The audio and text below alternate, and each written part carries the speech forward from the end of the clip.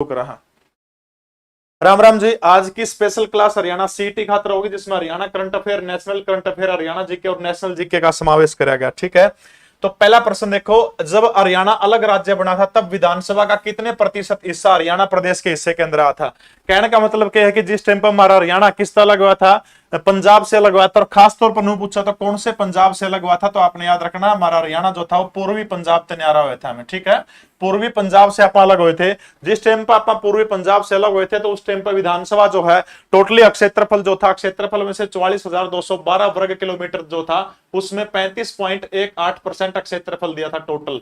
लेकिन उरप प्रश्न थोड़ा सा घुमा के पूछने लग रहा, विधानसभा की बात उरप पूछने लग रहा। ठीक है, राकेश जांगड़ा, गजेंद्र कपूर, आपका उत्तर सही है। तो उरप पूछा विधानसभा की, हरियाणा की जो विधानसभा जो थी उसमें कितना वो दिया गया था, 40, 50, 60, 55। तो अपन याद रखना हरियाणा विधानसभा का हिस्सा उसमें 40% हुआ करता था। 40% हरियाणा विधानसभा के अंदर जो थी हिस्सेदारी अपन देने का काम पंजाब के द्वारा किया गया था। ये सारा का सारा स्टेट जो है पंजाब है, आज का हिमाचल प्रदेश का हिस्सा है, हरियाणा प्रदेश का हिस्सा है। इस सारे के सारे प्रदेश को क्या कहा जाता था, इस सब को क्या करते थे, पेप्सू। ठीक है, और पेप्सू की राजधानी कई बार पूछ ले हो तो पेप्सू की राजधानी क्या करती, तो याद रखना अपना शिमला पेप्सू की राजधानी हुआ करती। ठीक है, जिस टाइम पर हमारा हरियाणा 1 नवंबर 1966 को बना था उस टाइम पर विधानसभा की कितनी सीटें हुआ करती थी, 54 सीटें हरियाणा विधानसभा के अंदर हुआ करती थी। इसके ठीक अगले साल बाद दोबारा से परिसीमन आयोग बैठा है 1967 के अंदर, और 1967 के अंदर सीटों की संख्या बढ़ाकर के हरियाणा के अंदर 81 कर दी जाती है।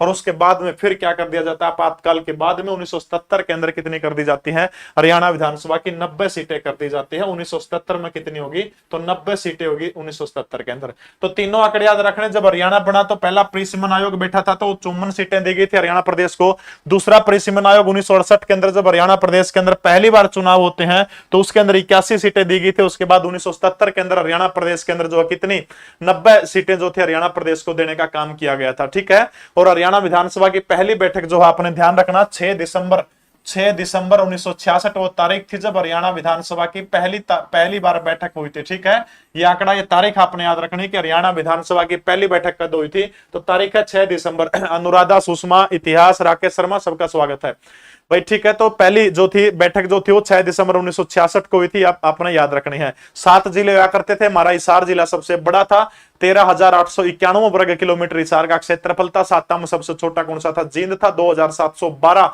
वर्ग किलोमीटर जो था जींद का क्या करता, क्षेत्रफल हुआ करता। इतनी चीज आपने ध्यान में रखनी हो जाओगी, बस नॉर्मल सी आप ये बातें सारी बातें आपने ध्यान में रखनी। ठीक है, आज हिसार जिला जो है सबसे बड़ा सीट है विधानसभा की दृष्टि से, 7 विधानसभा की सीटें, पंचकुला सबसे छोटा है, 2 विधानसभा की सीटें हैं पंचकुला के अंदर। झज्जर एकमात्र हरियाणा प्रदेश का ऐसा जिला मुख्यालय है जो सीट आरक्षित है, 90 में 17 सीट आरक्षित है, और 17 में झज्जर एकमात्र ऐसा जिला मुख्यालय है जिसकी सीट जो है वो रिजर्व है, शेड्यूल कास्ट के लिए आरक्षित है। ठीक है, दूसरा कुरुक्षेत्र, आपने पता है कुरुक्षेत्र एकमात्र ऐसा जिला जिसके नाम से विधानसभा सीट नहीं है।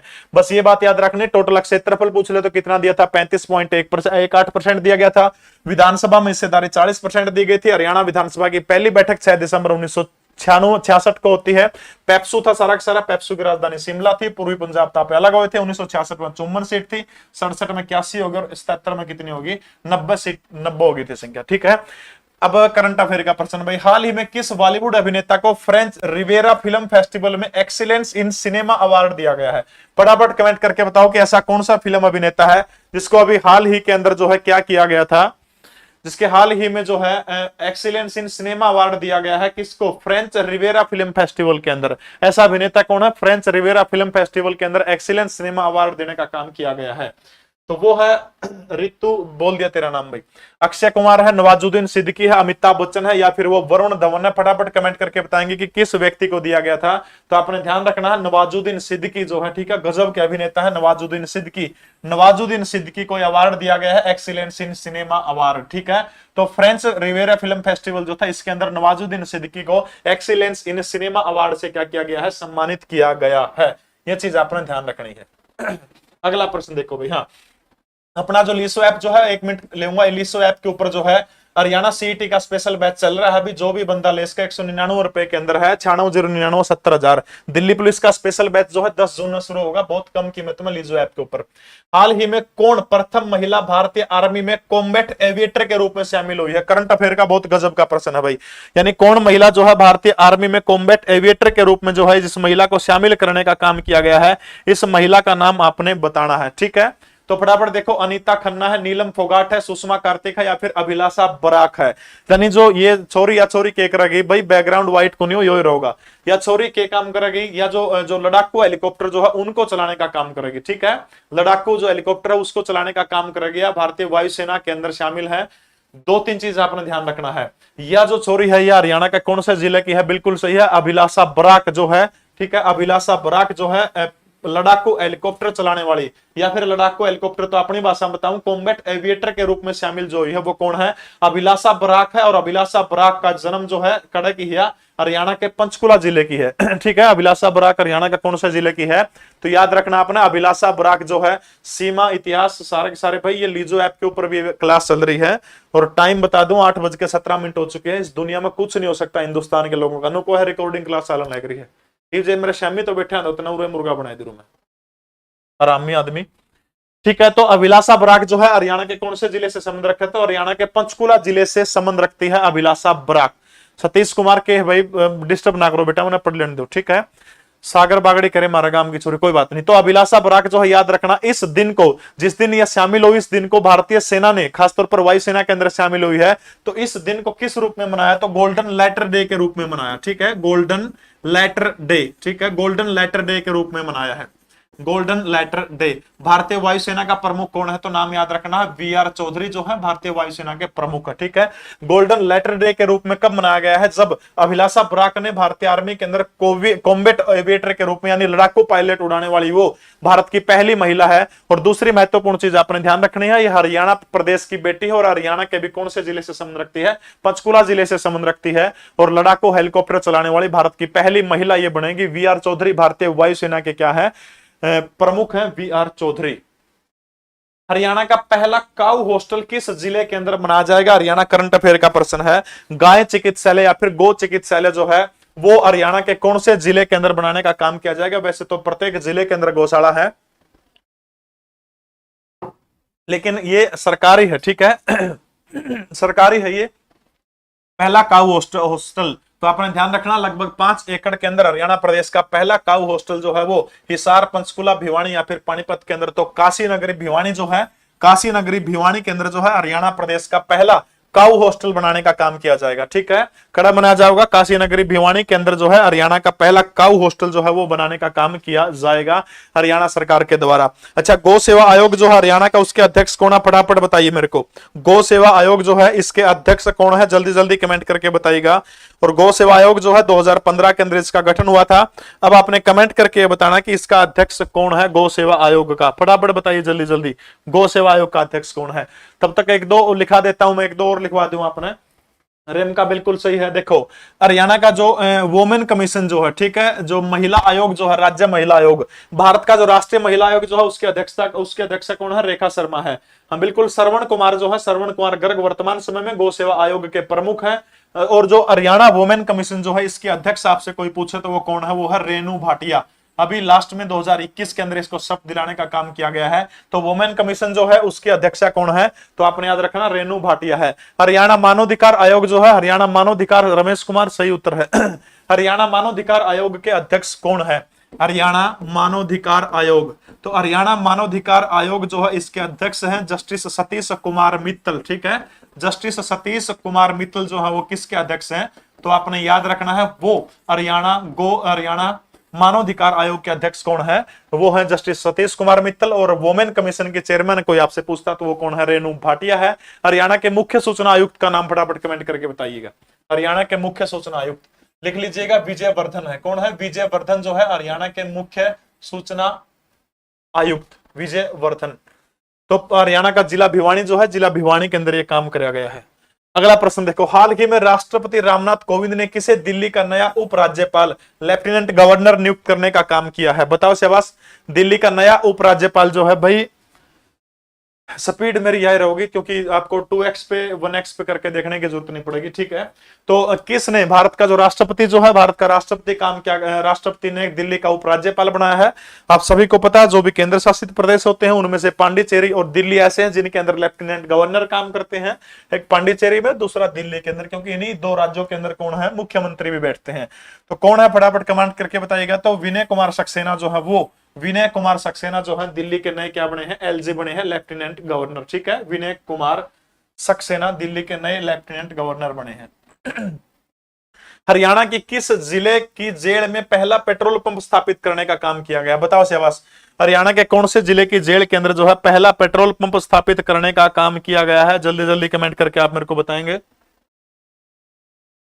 कौन सी जेल के अंदर ये काम किया गया, बी बी बी नू तो उत्तर गलत है भाई, हिसार, नूह, पानीपत या फिर कुरुक्षेत्र। अनिल बैजल भाई पीछे थे, अनिल बैजल अब रिटायर हो चुके हैं और उसके बाद इनको चुना गया है। सीटेट का एग्जाम में नेशनल जीके भी आओगी, ठीक है। तो हरियाणा की कौन से जिले की जेल के अंदर पहला पेट्रोल पंप स्थापित किया गया है, ये आपको याद रखना, दो तीन चीजें याद रखनी। हरियाणा प्रदेश के जेल मंत्री आपने याद रखने हैं, ठीक है। तो हरियाणा प्रदेश के जेल मंत्री कौन है, तो रणजीत सिंह चौटाला जो है वो हरियाणा प्रदेश के जेल मंत्री हैं। रै से रणजीत है, रै से रानिया है। हरियाणा का जो सिरसा जिले की रानिया विधानसभा सीट जो है, झैमल भट्टी की रियासत हुआ करती थी और उसी रानिया विधानसभा सीट से निर्दलीय विधायक है, सरकार को समर्थन दे रखा है रणजीत सिंह चौटाला ने, ठीक है। वो हरियाणा प्रदेश के जेल मंत्री हैं। और ये जो हरियाणा की जो कुरुक्षेत्र जेल जो है, कुरुक्षेत्र जेल के अंदर क्या किया गया है, कुरुक्षेत्र जेल के अंदर पहला पेट्रोल पंप लगाने का काम किया गया है। पानीपत के अंदर पहला रेडियो स्टेशन लगाने का काम किया गया था, ठीक है। तो कुरुक्षेत्र जेल के अंदर पहला क्या किया गया है, रेडियो स्टेशन लगाने का काम किया गया है। और इस ये जो जेल जो है अपने याद रखना है, इसका जो पहला ग्राहक जो बना था इसका, तो वो पहले ग्राहक बने थे रणजीत सिंह चौटाला जो है, उन्होंने तेल डलवाने का काम किया था। बस इतना है। पानीपत अवंतिका अहलावत बेटा, पानीपत में रेडियो स्टेशन शुरू हुआ था जेल के अंदर, ठीक है। भावना राम राम बेटा, तो याद रखना आपने, रणजीत सिंह चौटाला ने इसका उद्घाटन किया था। कुरुक्षेत्र जेल के अंदर कैदिया खातर जो है पंप लगाया गया है। शुक्र है यू भीतर लै रखा है, बैर लै रखा होंगे नहीं, कहते रोड पर कैदिया ने तमें तेल गाल दो, ना तो पेट्रोल पंप पाओ था, ना तेल पाओ था, ना कैदी पाओ थे। सरकार टोंदी अंडर ये और खिंचला और सरकार ने, ठीक है। तो कुरुक्षेत्र जेल के अंदर काम कराया गया। और आपने एक और बात याद रखनी है, भारत का हरियाणा ऐसा पहला प्रदेश बना है जिसने जेल के अंदर पेट्रोल पंप लगाने का काम किया, ठीक है। तो इसलिए ये इंपॉर्टेंट हो जाएगा थोड़ा सा। किस पुरुष क्रिकेटर को अप्रैल 2022 के लिए ICC player of the month award से सम्मानित किया गया है। ICC of the month award जो है किसको दिया गया है अप्रैल 2022 के लिए आईसीसी, तो ये मिला है डेविड वार्नर को, पेंट कमिंस को, या फिर केशव महाराज को, या फिर केएल राहुल को। तो ये मिला है, शायद दक्षिण अफ्रीका के खिलाड़ी हैं। केशव महाराज नाम भारतीय लगा है क्योंकि इसके पूर्वज जो थे वो हिंदुस्तान से दक्षिण अफ्रीका गए थे। तो केशव महाराज जो है अपने याद रखना है, केशव महाराज को आईसीसी क्रिकेटर को अप्रैल 2022 के लिए प्लेयर ऑफ द मंथ का अवार्ड दिया गया है। अगला प्रश्न है हरियाणा करंट अफेयर का प्रश्न है, बहुत इंपॉर्टेंट प्रश्न है, देखिए शाबाश। हरियाणा सरकार द्वारा किसे हरेडा का अध्यक्ष नियुक्त किया गया है? कैथल सिटी से राम राम, बिल्कुल सबके राम राम। बताइए शाबाश, हरियाणा सरकार द्वारा हरेडा का अध्यक्ष किसको नियुक्त किया गया है? अक्षय कुमार है, रविंद्र बंसल है, स्वतंत्र कुमार सिंघल है, या फिर विनय कुमार अरोड़ा है? हरेडा, हरेडा नाम थोड़ा सा अटपटा है। अक्षय ऊर्जा विकास एजेंसी, पूरा नाम क्या है? अक्षय ऊर्जा विकास एजेंसी, ठीक है। अक्षय ऊर्जा विकास एजेंसी, अक्षय ऊर्जा विकास एजेंसी, ठीक है। और इस अक्षय ऊर्जा बचाने को लेकर के आपने एक चीज और ध्यान रखनी है, ऊर्जा बचाने हेतु, ठीक है, ऊर्जा बचाने के लिए हरियाणा सरकार को 2008 में राष्ट्रीय पुरस्कार दिया गया था केंद्र की सरकार के द्वारा, ठीक है, 2008 में दिया गया था। इस क्लास की पीडीएफ जुकर कैलाड़ी की पीडीएफ अपना जीके परवीन उड़ान टेलीग्राम पर मिली थी, नु इस टेलीग्राम चैनल पर जीके परवीन उड़ान के ऊपर आपने पूरी पूरी पीडीएफ दे दूंगा, ठीक है। मेरे को अगर किसी ने बात करना चाहो तो परवीन_उड़ान, या मेरी इंस्टाग्राम आईडी है PARVEEN, नीचे डंडा है UDAAN, इंस्टाग्राम आईडी है, ठीक है। तो अक्षय ऊर्जा विकास एजेंसी पूरा का पूरा नाम है। और हरेडा का नया अध्यक्ष चुना गया। हरेडा का मुख्यालय कोई आपसे पूछने का काम करता है तो हरियाणा का पंचकुला जिला जो है, पंचकुला जिले के अंदर जो है हरेडा का मुख्यालय। फटाफट बताइए इसकी स्थापना कब हुई थी, ठीक है। तब तक मैं अध्यक्ष का नाम बता दूं आपने, तो स्वतंत्र कुमार सिंघल जो है वो क्या है, अभी हरेडा के नए अध्यक्ष चुने गए। हरेडा यानी अक्षय ऊर्जा विकास एजेंसी है। 2008 में हरियाणा को ऊर्जा बचाने हेतु अंतरराष्ट्रीय अवार्ड दिया गया था। सतीश कुमार कह रहे हैं सर मेरे दोनों हैंड्स और फुट में प्रॉब्लम है, गवर्नमेंट जॉब मिल सकती है? बिल्कुल मिल सकती है, आप हिम्मत करते रहिए। बिल्कुल मिलेगी, आप हिम्मत करते रहिए, आपको जॉब मिल सकती है, कोई दिक्कत नहीं। बहुत सारी ऐसी जॉब होती है, जैसे पुलिस की जॉब आपको नहीं मिल सकती, लेकिन और बहुत सारी जॉब ऐसी हो जिसके अंदर आप अपना काम कर सकते हो, ठीक है। बिल्कुल आप जॉब आपने मिलेगी, नहीं तो कोर्ट आपने जॉब दिलाओगी। मेहनत करते रहिए, जहां भी जिंदगी के जिस मोड़ पर सतीश कुमार अगर आपके दोनों हाथ पांव के अंदर समस्या है, जिंदगी के जिस मोड़ के ऊपर भी आपको मेरी आवश्यकता होगी, तो मैं बिल्कुल आपके साथ खड़ा मिलूंगा। और लीसो टीम मेरे को सुन रही है, टेक्निकल टीम सतीश कुमार से संपर्क करके इसके सारे कोर्स जो भी चाहे फ्री कर दीजिए। अगर ये सच्चा है तो आपका हैंडीकैप सर्टिफिकेट आप लीसो वालों के पास भेज दीजिएगा, ठीक है। टोटली कोर्सेज इसके फ्री कर दिए जाएंगे सतीश कुमार के। लीसो टीम से मेरा अनुरोध है, सुन के अभी इसके ऊपर तुरंत एक्शन लिया जाए। स्वतंत्र कुमार सिंगल जो है, इसको क्या किया गया, हरेड़ा का भाई ऊं खाम खा धक्का तक कोई दिव्यांग ना बन जियो, परमात्मा बना देगा। कदम सोचो भाई कोर्सा का लालच में बन जाओ, ठीक है। वो पूरी छानबीन करेंगे, टीम है, छानबीन करके इसको वो करेंगे, ठीक है। तो अरेडा का नया अध्यक्ष किसको बनाया गया, स्वतंत्र कुमार सिंगल को बनाया गया। और अरेडा की स्थापना जो था वो कब हुई थी, मई 1997, ठीक है। मई 1997 के अंदर जो है अरेडा की स्थापना हुई थी। और अरेडा का हेड ऑफिस जो है वो कड़ा है, तो अरेडा का हेड ऑफिस हरियाणा के पंचकुला जिला जो है, पंचकुला जिला के अंदर के है अरेडा का हेड ऑफिस है, ठीक है। तो याद हो जाएगा 1997 के अंदर जो थी अरेडा की स्थापना हुई थी, याद हो जाएगा, ठीक है। इतनी बात आपने याद रखनी। स्वतंत्र कुमार सिंगल को हरेड़ा का नया अध्यक्ष बनाया गया है। हाल ही में किस देश की बैडमिंटन टीम ने थॉमस कप 2022 का खिताब जीता है, फटाफट कमेंट करके बताइएगा।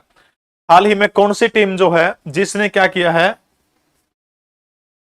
बताइए शाबाश। हाल ही में किस देश की बैडमिंटन टीम ने थॉमस कप 2022 का खिताब जीतने का काम किया, चीन, इंडोनेशिया, मलेशिया या फिर भारत, कौन सी टीम ने यह पुरस्कार जीता है भाई। सीईटी का एग्जाम जो है अगस्त महीने के अंदर प्रस्तावित है, 2 महीने आपके पास है, तब तक आप बड़े आराम से, अभी जून है, जुलाई है, अगस्त के फर्स्ट के अंदर होने की वो है, ठीक है। तो बताओ शाबाश, बैडमिंटन टीम ने थॉमस कप जीतने का काम किया है। थॉमस बहुत पुराना कप है और मोस्ट इंपोर्टेंट पर्सन है, बिल्कुल स्टार लगा के इसको अपनी कॉपी के अंदर नोट कर लीजिएगा। 1948 1949 के अंदर जो था ये पुरस्कार, जो ये जो है 1948 1949 के अंदर शुरू हुआ था। और सबसे अधिक बार इस पुरस्कार को जीतने का काम किसने किया है, इंडोनेशिया जो है, इंडोनेशिया ने सबसे अधिक बार इस पुरस्कार को 14 बार जीतने का काम किया है। और 14 बार के चैंपियन को भारत की बैडमिंटन टीम ने हराने का काम कर दिया, ठीक है। तो थॉमस कप 2022 किसने जीता, भारत ने जीता है। 14 बार के विजेता को हराने का काम किया। 73 साल बाद भारत को इसके अंदर क्या मिली है, विजय मिली है। 2-3 खिलाड़ियों के नाम आपने याद रखना है इसके अंदर, लक्ष्य सेन है, किदाम्बी है, अच्छा चिराग शेट्टी है, इसके अलावा सात्विक साईराज है। चारों नाम आपने याद रखने पड़ेंगे क्योंकि पूछ से लिया जा सकता है। लिख दूं रे, किदाम्बी, किदाम्बी श्रीकांत, ठीक है। चिराग शेट्टी, चिराग शेट्टी, लक्ष्य सेन, ये वह खिलाड़ी हैं जिनने क्या किया था, जिनने इसके अंदर काम किया था, जिनके प्रयासों से जीता है। एक और नाम रह गया, क्या नाम था, सात्विक साईराज, सात्विक साईराज, ठीक है, सात्विक साईराज। ये 4 खिलाड़ी अपने मोस्ट इंपोर्टेंट है। कई बार क्या करेगा, किदाम्बी श्रीकांत, इनके नाम देके पूछ लिया बस सात्विक साईराज किस खेल से संबंध रखते हैं, फिर आपने टोंदे फिरोगे। तो ये याद रखना है, थॉमस कप को जितान, थॉमस कप जो है बैडमिंटन का कप है, 1948 1949 के अंदर थॉमस नाम का खिलाड़ी था, शुरुआत की गई थी, ठीक है। किदाम्बी श्रीकांत, चिराग शेट्टी, लक्ष्य सेन और सात्विक साईराज, ये 4 खिलाड़ियों के नाम याद रखने हैं। भारत ने 14 बार के चैंपियन इंडोनेशिया को हरा करके इस खिताब को जीतने का काम साल 2022 के अंदर करे है, ठीक है। हरियाणा राज्य के किस जिले के उद्योग धंधों को अंतरराष्ट्रीय स्तर पर पहचान दिलाने का काम किया जाएगा, या तो सरासर नाइंसाफी है, या तो सारे के सारे जो है, सारे हरियाणा के उद्योगों को जो है दर्शाना चाहिए, बाहर दिखाना चाहिए। लेकिन एक जिला है भाई, लगभग 600 के करीब बालक देखने लग रहे हैं और लाइक लुक थोड़े आने कर रखा है 200 250 ने, ये कंजूस है, उनका क्या होगा भाई, बताओ से बस। राजकुमार बहुत बहुत धन्यवाद आपका। तो हरियाणा का जो पंचकुला जिला जो है, पंचकुला जिले से जो है विधायक कौन है, ज्ञानचंद गुप्ता, ठीक है। और ज्ञानचंद गुप्ता जो है वर्तमान समय में हरियाणा विधानसभा के क्या है, स्पीकर हैं। डिप्टी स्पीकर कौन है, तो डिप्टी स्पीकर रणबीर गंगुआ हैं, रणबीर गंगुआ डिप्टी स्पीकर हैं। और रणबीर गंगुआ जो है हिसार जिले के नड़वा विधानसभा सीट से विधायक है, रणबीर गंगवा बीजेपी के हैं। ज्ञानचंद गुप्ता पंचकुला से विधायक वो स्पीकर हैं। तो ज्ञानचंद गुप्ता की अध्यक्षता के अंदर यह फैसला लिया गया है कि जो पंचकुला के जो सारे के सारे उद्योग धंधे हैं उनको विश्व स्तर के ऊपर पहचान दिलाने का काम किया जाएगा। पंचकुला के स्पीकर हैं बिल्कुल हरियाणा की विधानसभा की। पूजा रानी मैं ऑफलाइन कड़े कौन पढ़ांदा, सिर्फ ऑनलाइन ही पढ़ा हूं, ठीक है। पानीपत नगर पालिका पहली बार कब गठित की गई थी? भारत में सबसे पहले, याद रखना आपने, 1687। भारत में सबसे पहले 1687 के अंदर मद्रास नगर पालिका का गठन करने का काम किया गया था, ठीक है। तो सबसे पहले भारत में जो है मद्रास नगर पालिका का गठन किया गया था 1687 के अंदर, ठीक है। और बात जिक्र है पानीपत का, तो याद रखना आपने सूती वस्त्र यानी वस्त्र उद्योग के लिए जाने जाने वाला पानीपत पचरंगाचार के लिए फेमस है। तो 1867 के अंदर अंग्रेजों के जमाने में, सीधी डेट याद रखनी है 1867, ठीक है।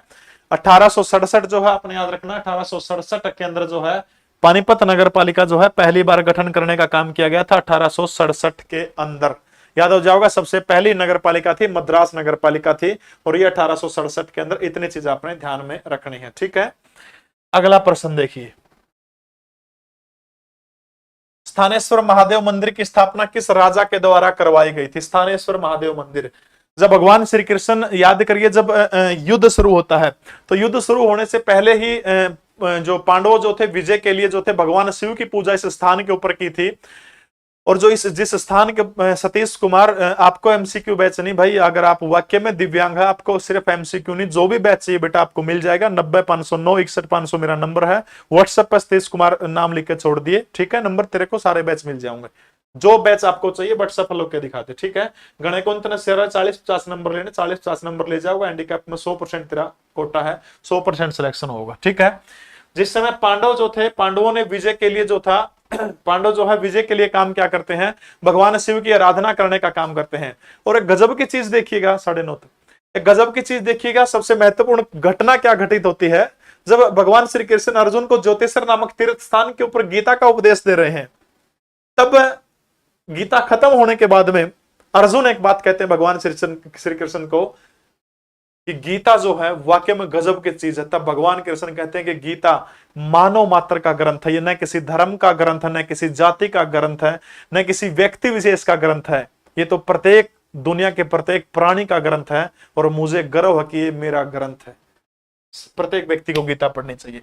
तो जो है स्थानेश्वर महादेव मंदिर जो है, इसकी स्थापना पुष्यभूति वंश जो है, वर्धन वंश का संस्थापक जो है, वर्धन वंश के संस्थापक ने जो है पुष्यभूति राजा जो है, पुष्यभूति राजा ने स्थानेश्वर महादेव मंदिर जो था इसकी क्या की थी? स्थापना करवाने का काम किया था। वर्धन वंश का संस्थापक था। उसके बाद में इसको क्या कर दिया?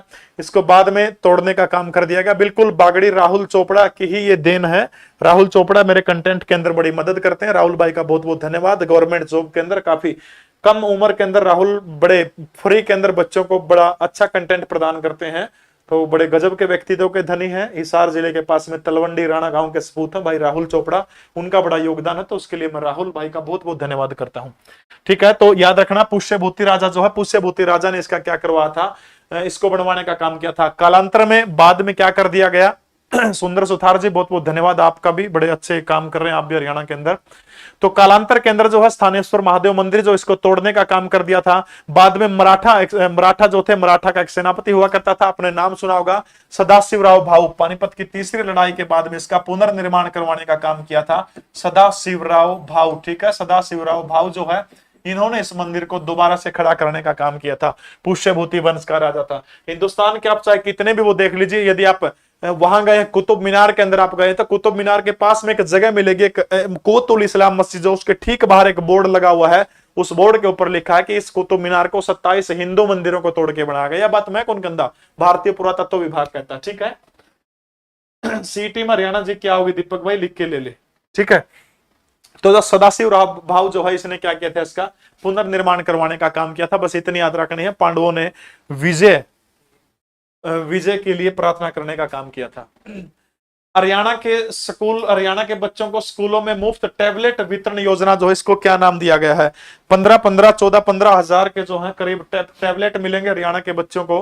और वो सारे के सारे जो टैबलेट जो है सैमसंग कंपनी के दिए गए हैं। ठीक है, सैमसंग कंपनी के टैबलेट है। और इस योजना को लगभग हरियाणा सरकार की ऐसी योजना है कि हरियाणा प्रदेश के 5 लाख बालक जो है उनको ये सिम देने का काम किया जाएगा।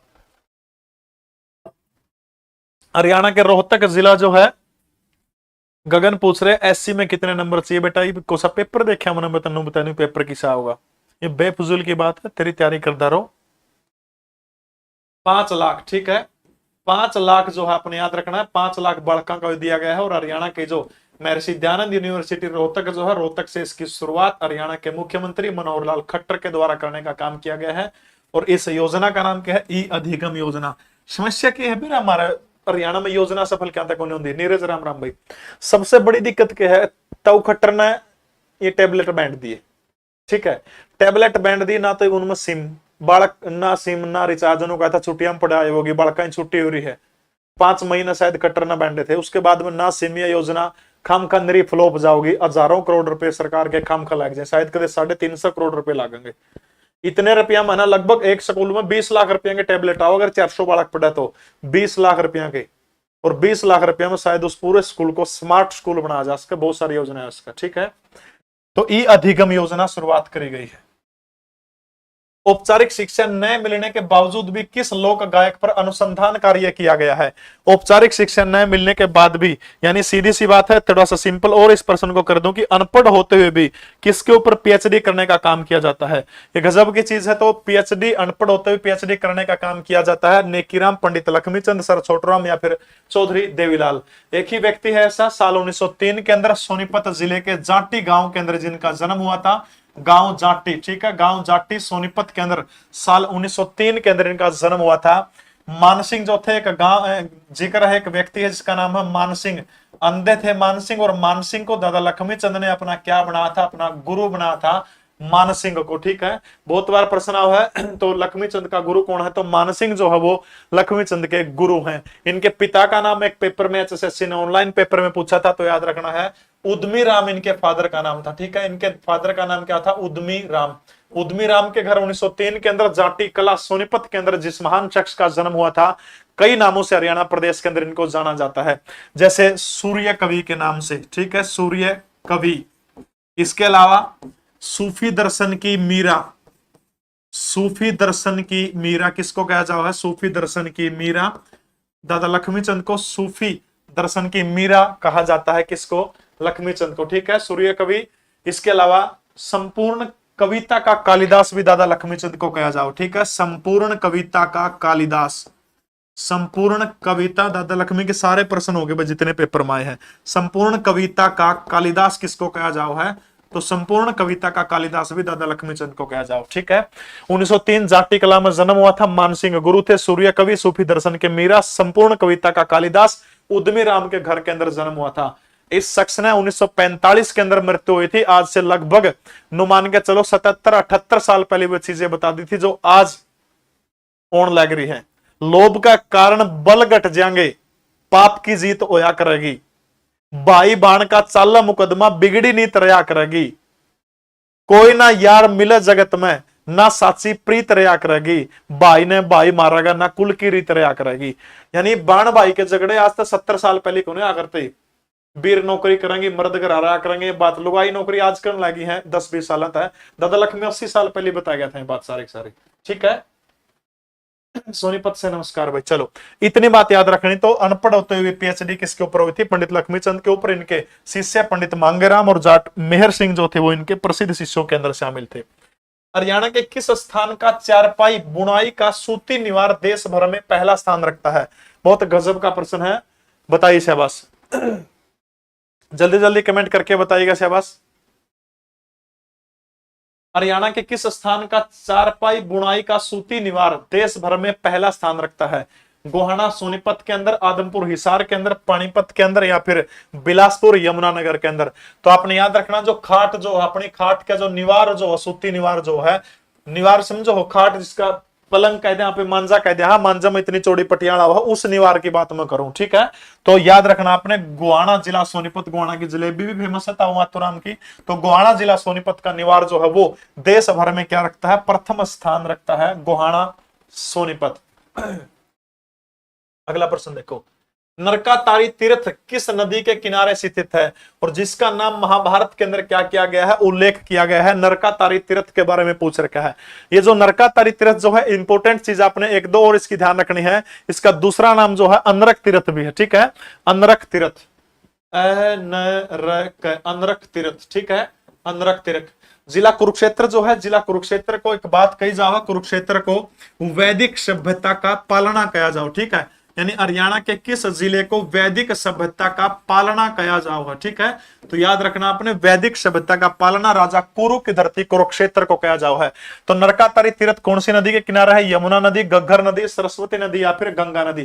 तो आपने याद रखना है, जो कुरुक्षेत्र जो है सरस्वती और द्रसदवती नदी के बीचों बीच स्थित हुआ करता था, और जो सरस्वती नदी जो है, सरस्वती नदी के किनारे जो है कौन सा ये तीर्थ है? नरकातारी तीर्थ जो है सरस्वती नदी के किनारे है, ठीक है। एक प्रश्न आया था हरियाणा जीएस के अंदर कि जो नरका कुरुक्षेत्र का प्रसिद्ध नरकातारी तीर्थ जो है वो कौन सी सदी में सबसे ज्यादा फेमस हुआ था? तो आपने याद रखना है, ये जो तीर्थ जो है नरकातारी तीर्थ 8वीं सदी में प्रसिद्ध हो गया था, ठीक है। 8वीं सदी के अंदर जो था नरकातारी तीर्थ जो है वो क्या हो गया था? फेमस हो गया था, प्रसिद्ध हो गया था, ठीक है, याद हो जाएगा। तो नरकातारी तीर्थ जो भाई पंजाबी को नहीं आंदी, सुषमा बेटा के लिखा है, मेरे समझ में नहीं आंदी के लिखने लग रही, ठीक है। तो नरकातारी तीर्थ जो है 8वीं सदी के अंदर फेमस हो गया था, कुरुक्षेत्र को वैदिक सभ्यता का पालना कहा जाओ है। इसके अंदर देखो, सृष्टि को जो जन्म देने का काम भगवान ब्रह्मा, भगवान विष्णु, भगवान महेश, ठीक है, ये 3 व्यक्ति माने जाते हैं, ब्रह्मा विष्णु महेश, ठीक है। 3 तो ये हो गए, एक रुद्र की पत्नी है, 4 नाम याद रख लियो, ठीक है। ब्रह्मा विष्णु, भगवान ब्रह्मा जन्म देने का काम करते हैं, भगवान विष्णु पालने का काम करते हैं, भगवान महेश यानी भगवान शिव जी जो है वो यानी तारने का काम करते हैं, संसार से लेके जाने का काम करते हैं, और रुद्र की पत्नी, ये चारों इस तीर्थ के अंदर विद्यमान है। थोड़ा सा डीप में आपने पढ़ना पड़ेगा, ठीक है। भगवान ब्रह्मा विष्णु महेश और रुद्र की पत्नी, ठीक है, बिल्कुल। हाँ, महाभारत का युद्ध शुरू एंड खत्म हुआ था यहीं से, शायद साची कह रहे हो आप भाई। मैं कड़े भी राहुल वर्मा, मैं कहीं ऑफलाइन किसी भी सेंटर में कौन पढ़ांदा, जे कोई ऑफलाइन सेंटर वाला मेरी फोटो ले रहा नाम यूज करो वो गलत है। मैं कड़े कौन पढ़ांदा, फ्री ऑफ कॉस्ट जी के प्रवीण उड़ान यूट्यूब चैनल के ऊपर पढ़ाऊं, कितनी बार लिखवाओगे, ठीक है। तो रुद्र की पत्नी भगवान ब्रह्मा, भगवान विष्णु, भगवान महेश जो है ये सारे के सारे जो इस तीर्थ के ऊपर क्या है? स्थापित हुए हैं, ठीक है। और कुरुक्षेत्र यूनिवर्सिटी जो है उससे शायद लगभग 1 किलोमीटर की दूरी के ऊपर ये तीर्थ है, और एक कुंड भी है, और उस कुंड को बाण गंगा कुंड कहा जाओ, ठीक है। नरकातारी तीर्थ के पास में जो कुंड है उस कुंड का नाम क्या है? तो आपने याद रखना, उस कुंड को बाण गंगा कुंड भी कहा जाओ है, ठीक है, बाण गंगा कुंड। अगला प्रश्न देखो भाई, किस देश में पानीपत नाम से सेना की एक स्पेशल यूनिट स्थापित करने का काम किया जाएगा? बताइए शाबाश, कौन से देश के अंदर जो है रुद्र की पत्नी का जिक्र हो रहा है, ठीक है। तो किस देश के अंदर पानीपत नाम से सेना की स्पेशल यूनिट स्थापित करी जाओगी? नेपाल, श्रीलंका, बांग्लादेश या फिर अफगानिस्तान? आप सभी ने बेरा है, पानीपत जो है क्या रहा है? युद्धों का शहर पानीपत रहा है। और जो पानीपत के अंदर प्रसिद्ध 3 लड़ाइयां हुई थी, तीसरी जो लड़ाई हुई थी 1761 के अंदर, दुर्रानी वंश का एक शासक हिंदुस्तान आया था जिसका नाम है अहमद शाह अब्दाली, और मराठों के बीच के अंदर एक युद्ध हुआ था। अफगान शासक था अहमद शाह अब्दाली, ठीक है। बांग्लादेश उत्तर सभी का गलत है। तो एक अफगान शासक हुआ करता था जिसका नाम है अहमद शाह अब्दाली, ठीक है। अहमद शाह अब्दाली जो था दुरानी वंश का था, और अहमद शाह अब्दाली अफगान था, और वो हिंदुस्तान के अंदर 1761 के अंदर पानीपत की तीसरी लड़ाई जो हुई थी मराठों के साथ में, तो उसके अंदर जो था अहमद शाह अब्दाली जीत गया था, और वो अफगान था। इसलिए अफगानिस्तान के इतिहास के अंदर पानीपत की लड़ाई का जिक्र आज भी गांव के अंदर होता है। और वो लोग देखिए, तालिबान ने यह काम किया है कि एक स्पेशल यूनिट होगी तालिबान सेना की, और इस यूनिट का नाम पानीपत रखा जाएगा। कारण क्या है पानीपत रखने का? ताकि जो हमारा इतिहास जो है उस इतिहास को याद रखा जाए, इसलिए वो इसको अफगानिस्तान जो है, अफगानिस्तान के अंदर जो है पानीपत नाम की स्पेशल यूनिट बनाने का काम किया जाएगा, ताकि आने वाली पीढ़ियां जो है आने वाली पीढ़ियां जो है वो क्या करेंगी? वो याद रख सकेंगे कि हमारे एक शासक ने पानीपत के अंदर मराठाओं को हराने का काम किया था। दुर्भाग्य मेरे देश का है, सबसे महत्वपूर्ण इस देश का दुर्भाग्य है कि इस देश के इतिहास को बार बार जिसको कुचलने का काम किया गया, जिसको जो मिला उसी को कुचलने का काम इस देश के इतिहास को कर दिया गया है। कम से कम तालिबान से सीख ले सकते हैं। पानीपत नाम की स्पेशल यूनिट तालिबान ने चलाने का काम किया है, ठीक है। हरियाणा खालिस्तान को पूरा करने वाला देश का पहला राज्य बना है? फटाफट कमेंट करके बताइएगा, किसको पूरा करने वाला हरियाणा देश का पहला राज्य बन गया है? जल्दी जल्दी बताइएगा, शाबाश भाई। जूस पी लो, एक छोरी कबाब कड़ा मिलोगे बेटा।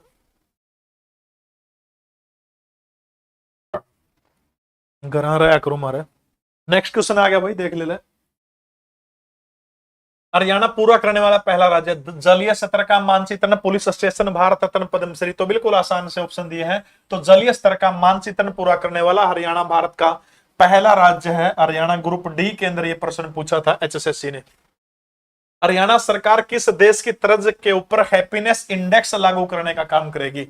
हरियाणा सरकार जो है कौन से देश की तर्ज के ऊपर जो है वो हैप्पीनेस इंडेक्स जो है उसको लागू करने का काम करेगी? नीरज बेटा उत्तर गलत है।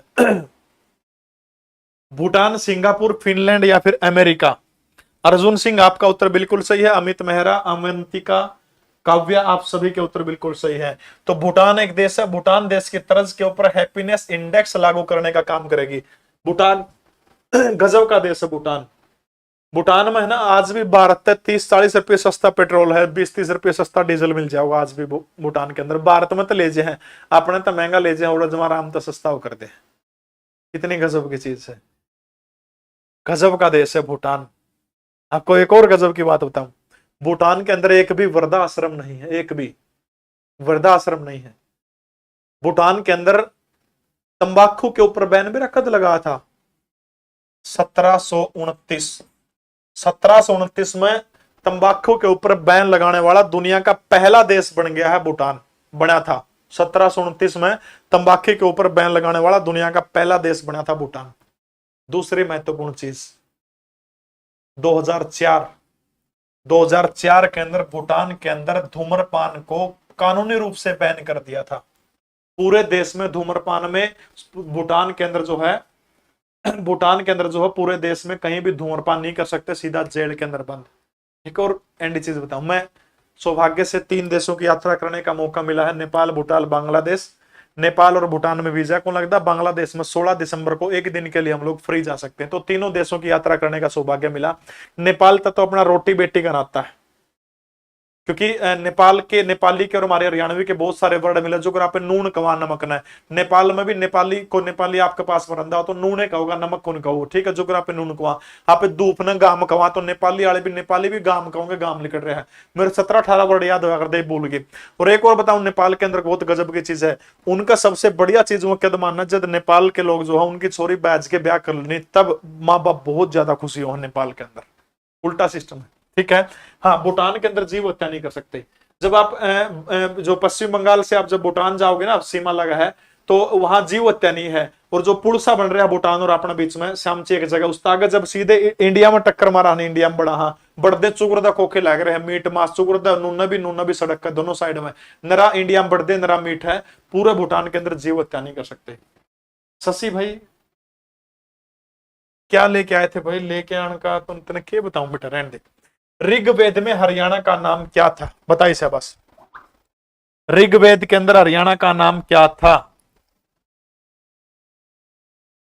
ऋग्वेद के अंदर हरियाणा का नाम पूछ रहे, फटाफट बताने का काम करिए, जल्दी जल्दी बताओगा कोई शाबाश। अरे आज का बोले याद रखिए विक्रम भाई का, दुनिया में तो खो देगा तना बैम लुगाई का। कुछ तो कह दी नगर सेठ न कि मैं कई सेठानी ने। अरे रहन दे छोरी, कमेंट कर रहे हैं ऐप के ऊपर। ऐप वाले कमेंट सिर्फ मन ने दिखा है, चाहे छोरे ने दिखा है। बाबू खाना खा लो ना, ये बेबे रहन दे, बेबे कहने लग रहे रहन दे कि मैं नहीं रहने बाता में जे कसम खाना तो को मरदा नहीं हिंदुस्तान में। नरे बाबू मरते, नरे बाबू इब्ता आदत तक तो निपट जाते। बात के बरा खड़ा कर दिया, बाबू तुम्हारी कसम मौसी का फोन आया था, मौसी से बात कर रही थी मैं तो। है बूढ़ी छोरी। तो रज हरियाणा, ठीक है। ऋग्वेद के अंदर हरियाणा का नाम क्या था? रज हरियाणा जो है, ठीक है। ऋग्वेद के अंदर जो था हरियाणा का नाम क्या है? रज हरियाणा, ठीक है। रज हरियाणा ऋग्वेद के अंदर नाम था। हरियाणा शब्द जो है इसके बारे में 2-3 चीजें आपने ध्यान रखनी है, ठीक है। हरियाणा हरियाणा, इसका संधि विच्छेद करेंगे पापा तो हरि प्लस में अयाना, ठीक है, हरि प्लस में अयाना। अयाना का मतलब वो है निवास स्थान, ठीक है, निवास स्थान। और हरि का मतलब क्या हो गया, भगवान विष्णु को दर्शाने का काम किया है, ठीक है। तो हरियाणा शब्द का मतलब क्या हो गया, तो भगवान विष्णु का निवास हो गया, ठीक है। हरियाणा शब्द का मतलब क्या हो गया, जमा बेड़ा गर्क हो रहा भाई बस, ठीक है। तो हरियाणा शब्द जो है अरि प्लस अयाना, अयाना का मतलब निवास हुआ, अरि का निवास। लेकिन यह छोटी की मात्रा हटा दी थी, एक बार यो पूछ लिया था एसएससी ने कि हरियाणा शब्द का अर्थ क्या होगा, हरियाणा, हरियाणा शब्द का, ठीक है। तो इस शब्द को भी संधि विच्छेद करोगे आप, भगवान का गर्भ कैस को हो तो हर प्लस में अयाना, ठीक है, अयाना वो ज्ञान निवास। और हर जो है किसका यूज करा पे, हर हर महादेव, ठीक है।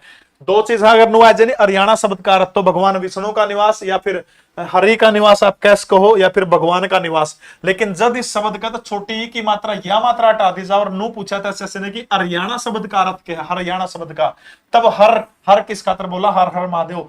फिर उसका उत्तर क्या हो जाएगा कि भगवान शिव का निवास स्थान, ठीक है, बात समझ में आ गई। फिर उसका उत्तर बदल जाएगा, भगवान शिव का निवास स्थान हो जाएगा, ठीक है। हरियाणा हो जाएगा तो मात्रा हट जाएगा तो भगवान शिव का निवास स्थान हो जाएगा, यह चीज आप याद रख लो, ठीक है। हरियाणा शब्द की उत्पत्ति के बारे में अगर मैं जिक्र करूं तो हरियाणा शब्द जो है इसका प्रयोग, जो यो शब्द जो है हरियाणा, जो यो लिख रखा है, जो छोटी की मात्रा हरियाणा, इसका प्रयोग जो है सबसे पहले 12वीं सदी के दौरान हुआ था, ठीक है। हरियाणा शब्द नु पूछ लें तो आज का जो हरियाणा शब्द जो है इसका प्रयोग सबसे पहले कब हुआ था, तो याद रखना इस शब्द का प्रयोग सबसे पहले 12वीं सदी के अंदर हुआ था। और 12वीं सदी के अंदर जो था एक जैन विद्वान था जिसका नाम था विबुध श्रीधर। किस बंदे ने किया था, विबुध श्रीधर जो था जैन विद्वान था, इस बंदे ने क्या किया था, विबुध श्रीधर, विबुध श्रीधर, विबुध श्रीधर जो था इस बंदे ने सबसे पहले 12वीं सदी में हरियाणा शब्द का प्रयोग किया था, ठीक है।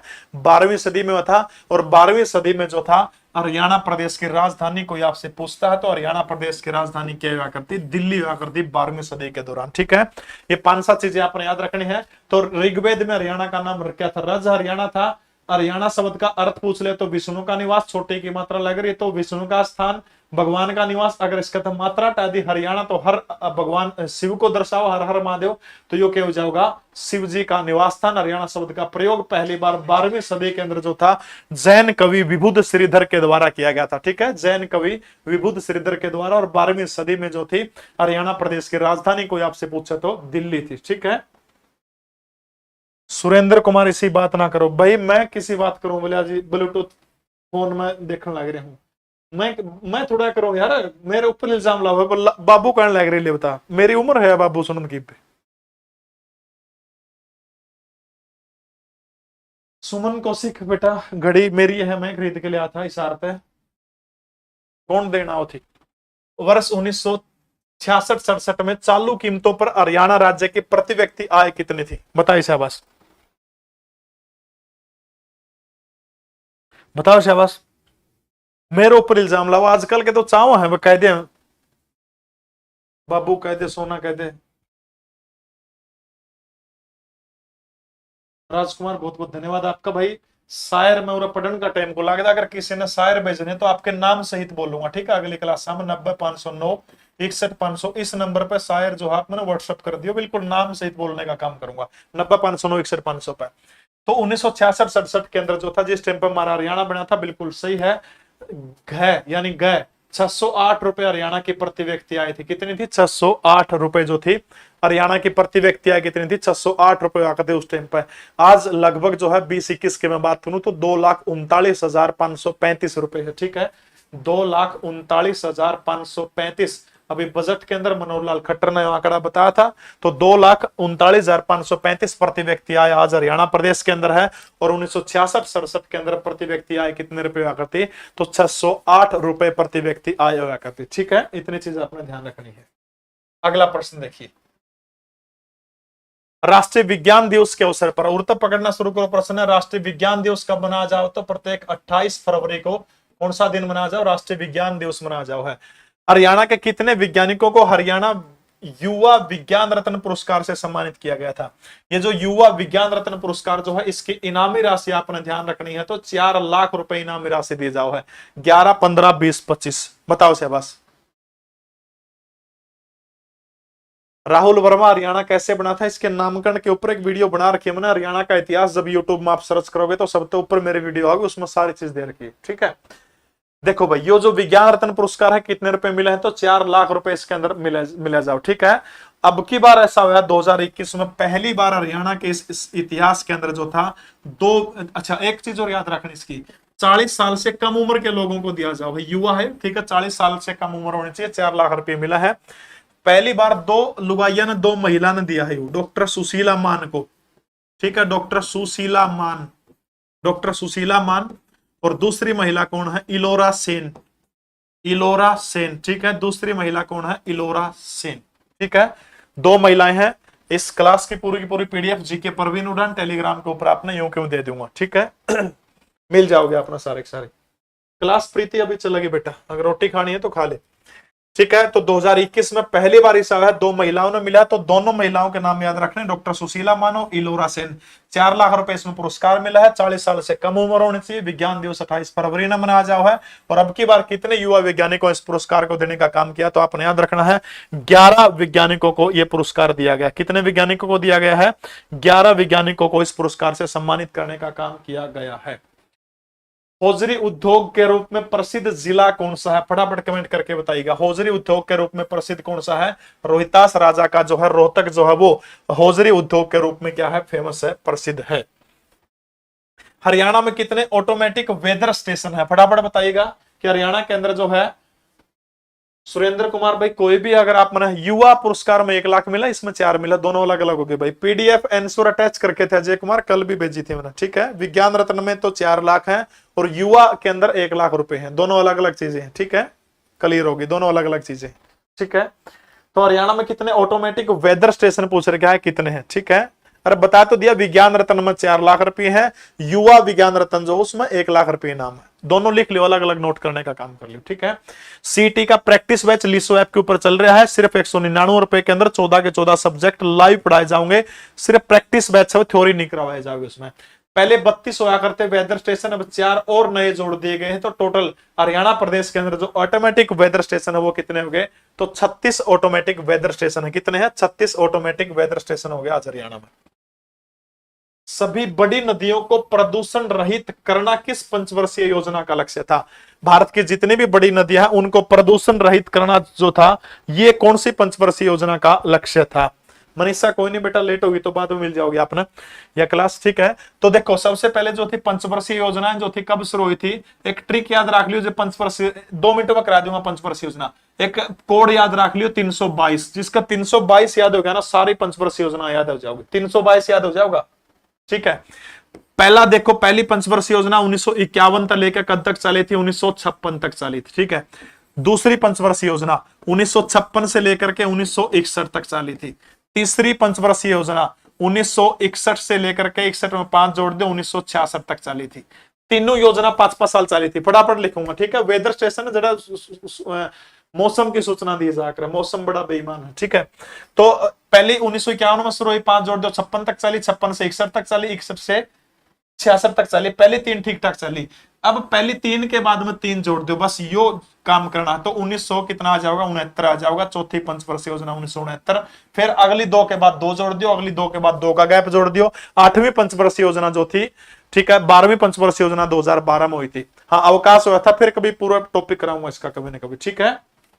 तो ये जो था 10वीं पंचवर्षीय योजना जो थी, 10वीं पंचवर्षीय योजना का लक्ष्य जो था नदियों को साफ करना था, नदियों को आपस में जोड़ने का लक्ष्य कौन सी पंचवर्षीय योजना का था, 10वीं पंचवर्षीय योजना का लक्ष्य था, ठीक है। गरीबी हटाओ का नारा कौन सी पंचवर्षीय योजना में दिया गया था, फटाफट कमेंट करके बताओगे। हरियाणा सरकार द्वारा जल जीवन मिशन को कब तक 100% लागू करने का लक्ष्य रखा गया था। मिस पलक देवी, बहुत बहुत स्वागत है बेटा आपका। बताओ शाबाश, आवाज ठीक आओ कि सेल बदलू इसके, बैटरी बुटरी के, बताइए शाबाश, ठीक आओ क्या आवाज। हरियाणा सरकार के द्वारा जल जीवन मिशन को कब तक 100% पूरा करने का लक्ष्य रखा गया था, फटाफट कमेंट करके बताइएगा जल्दी जल्दी से शाबाश। जल जीवन मिशन जो है कब तक इसका टारगेट रखा गया था, जल जीवन मिशन बिल्कुल सही है, साल 2022 तक जो है जल जीवन मिशन रखा गया है। टीबी मुक्त हरियाणा, ठीक है, टीबी मुक्त रखने का जो लक्ष्य है वो हरियाणा सरकार का 2025 तक का है। मोदी सरकार में हर घर को मकान, हर व्यक्ति को मकान देने का, यानी प्रत्येक व्यक्ति को आवास उपलब्ध करवाने का 2022 का टारगेट था, लेकिन पूरा नहीं हो सका वो, क्योंकि आबादी बहुत बड़ी है देश की। तो जल जीवन मिशन जो है 2022 तक का टारगेट है, देखो पूरा होगा कौन नहीं होता। जीके परवीन उड़ान टेलीग्राम चैनल के ऊपर पूरी की पूरी पीडीएफ मिल जाओगी, और भी बहुत सारा कंटेंट मिलेगा। कुरुक्षेत्र विश्वविद्यालय में नाथ संप्रदाय के कितने ग्रंथ रखे गए हैं? नाथ संप्रदाय जो है इसकी स्थापना करने का श्रेय आदि गुरु भगवान शिव को दिया जाता है, ठीक है। भगवान शिव जो है नाथ संप्रदाय को शुरू करने का काम किया था। इसके बाद नाथ संप्रदाय के अंदर गुरु मच्छंदर नाथ आ जाते हैं, ठीक है, गुरु मच्छंदर नाथ। गुरु मच्छंदर नाथ के बाद में इसमें एक गुरु गोरखनाथ आ जाओ है, और गुरु गोरखनाथ जो है, गुरु गोरखनाथ के बाद में इसके अंदर जो है एक चीज आपने ध्यान रखनी है, गुरु गोरखनाथ जो थे, गोरखनाथ, ठीक है, गुरु गोरखनाथ, गुरु गोरखनाथ, ठीक है। और गुरु गोरखनाथ के बाद में 2-3 बाबे और आओ, उसके बाद में आ जाओ है जो रोहतक वाले, जो अपना हिंदी का पहला कवि माना जाओ, साहित्यकार माना जाओ, संत चौरंगी नाथ जो इसे के अंदर आ जाओ है। तो याद रखना कुरुक्षेत्र विश्वविद्यालय के अंदर कितने ग्रंथ रखे हुए हैं? तो 5 ग्रंथ रखे हैं कुरुक्षेत्र विश्वविद्यालय के अंदर। कितने हैं? 5 ग्रंथ रखे गए कुरुक्षेत्र विश्वविद्यालय के अंदर, ठीक है, 5। हरियाणा के किस खिलाड़ी को Lawrence breakthrough of the year award के लिए नॉमिनेटेड किया गया है? आजकल ये शख्स बड़ी चर्चा के अंदर है, लॉरेंस बिश्नोई बड़ी चर्चा के अंदर है। बिल्कुल सही है, शशि शारदा शैली के अंदर है वो। बताइए सहवास, हरियाणा के किस खिलाड़ी को Lawrence breakthrough of the year award के लिए नॉमिनेटेड किया गया है?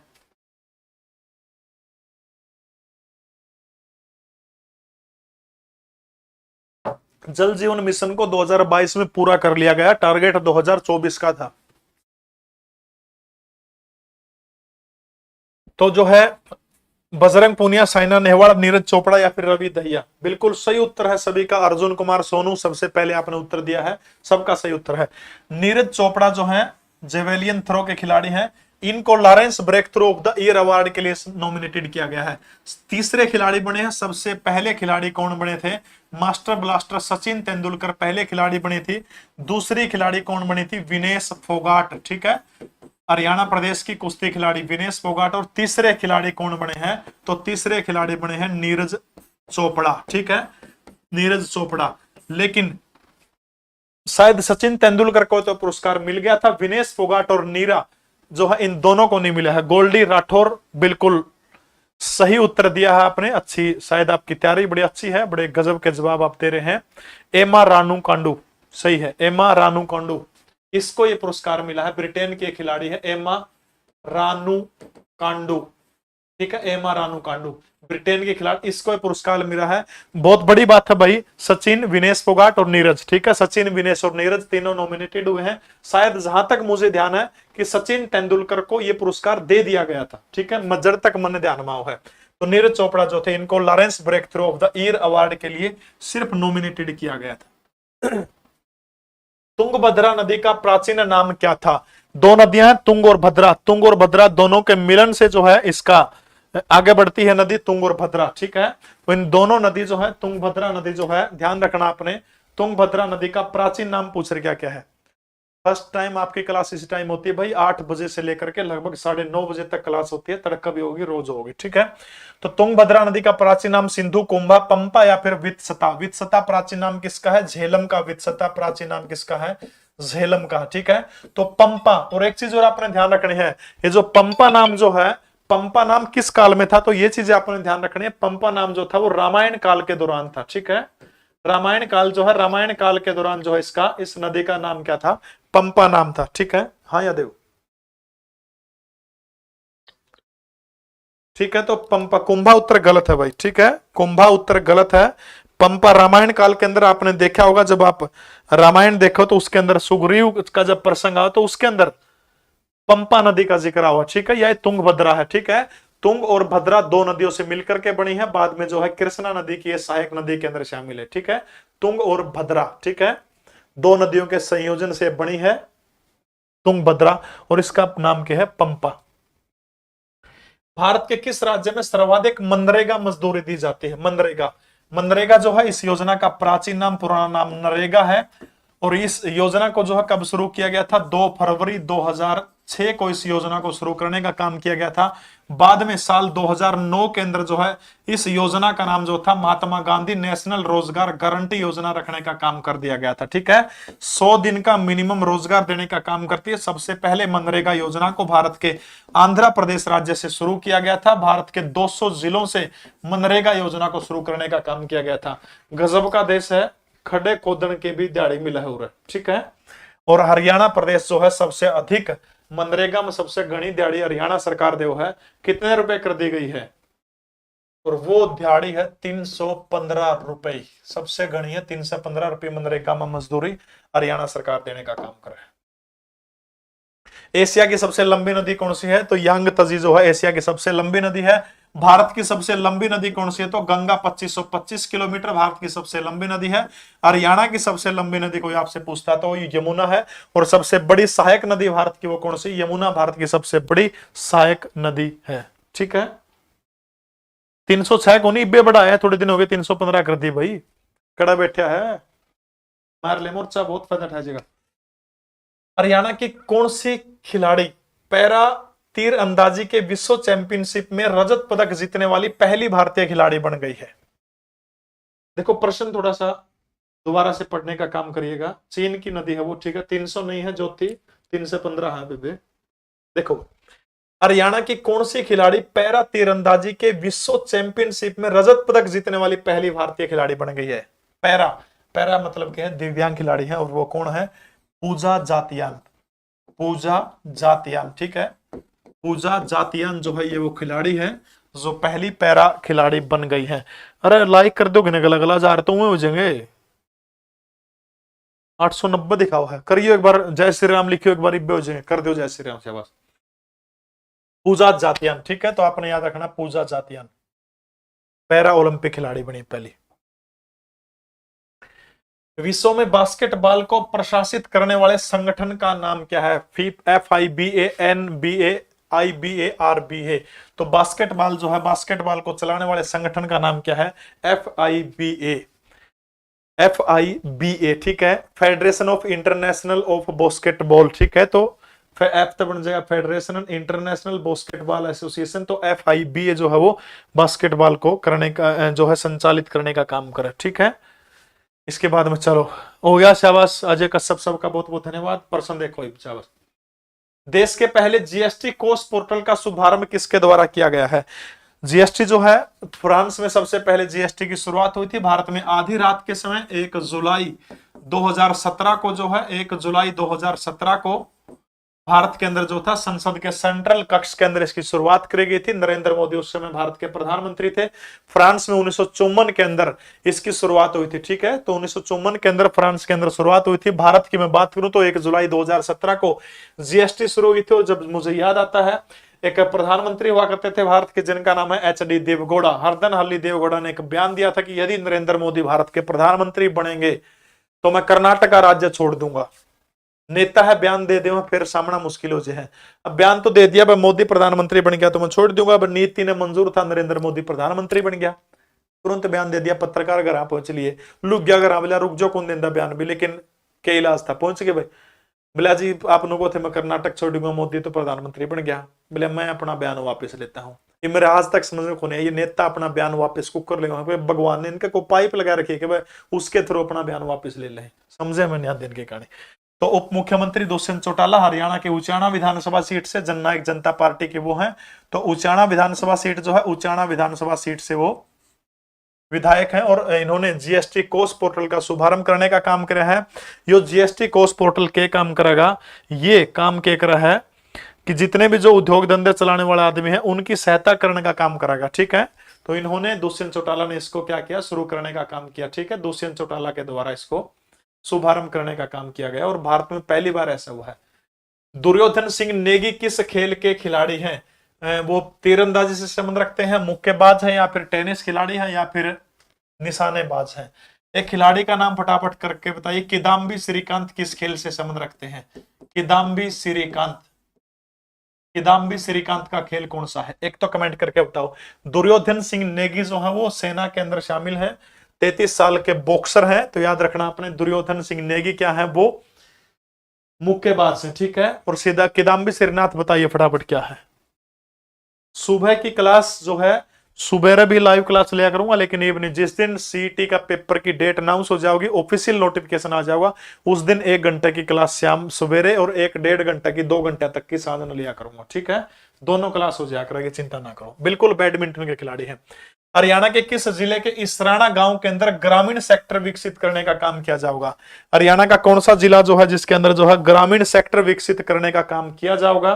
सोनीपत है। इसराना दिख रखा, तो इसराना तो कड़ा के है, तो इसराना जो है पानीपत के अंदर हरियाणा सरकार जो है ग्रामीण सेक्टर विकसित करने की योजना बना रही है। प्रसिद्ध गणितज्ञ श्रीनिवास रामानुजन का जन्म कहां पर हुआ था? मद्रास, कुंभकोणम, नमक्कल या फिर इरोड के अंदर? फटाफट बताइए। 22 दिसंबर एक दिन होता है, 22 दिसंबर को हम लोग क्या करते हैं, 22 दिसंबर को इनका जन्म हुआ था। राष्ट्रीय गणित दिवस मनाने का काम श्री रामानुज के जन्मदिन के ऊपर हम लोग करते हैं, ठीक है भाई। दिल्ली पुलिस का स्पेशल बैच 10 जून से शुरू होगा लीजो ऐप के ऊपर। सीटी का प्रैक्टिस बैच चल रहा है, थ्योरी बैच भी चला हुआ है। अगर आपका कोई छोटा भाई बहन 10वीं क्लास में, तो मैथ और साइंस की सिर्फ 599 में पूरे साल कोचिंग है। एक सस्ती एजुकेशन, इससे सस्ता शायद हरियाणा प्रदेश में कोई नहीं दे सकता। क्वालिटी वाली एजुकेशन है, लीजो ऐप आप सब डाउनलोड कर सको, ठीक है। तो फटाफट बताइए सेवाश्री का जन्म कहां पर हुआ था? बी उत्तर गलत है, मद्रास। अगर मद्रास के अलावा भी कोई ऑप्शन दे रखा हो तो 22 दिसंबर 1887 को इरोड के अंदर इनका जन्म हुआ था। मद्रास के इरोड के अंदर। इरोड वो जगह है। इरोड ऑप्शन में नहीं है तो फिर आप मद्रास सुन सको, ठीक है। इरोड के अंदर जन्म हुआ था। दिल्ली पुलिस का बैच थ्योरी होगा भाई, एमसीक्यू नहीं होगा, थ्योरेटिकल बैच होगा दिल्ली पुलिस का, ठीक है। इरोड वो जगह है जहां पर रामानुजन का जन्म हुआ था, और इसलिए प्रत्येक 22 दिसंबर को हम लोग क्या मनाते हैं? राष्ट्रीय गणित दिवस मनाने का काम करते हैं, महान गणितज्ञ रामानुज के जन्मदिन के ऊपर। इतने खोजा करते कि मैथ में तो 100 के 100 नंबर आ करते, बाकी सब्जेक्ट भगत पहले हो जाया करता। हरियाणा राज्य की 20वीं जेल किस जिले के अंदर बनाई गई है? ठीक है, 16 और 3 केंद्रीय जेल है हरियाणा में। 16 और 3 19 होया करती, ठीक है।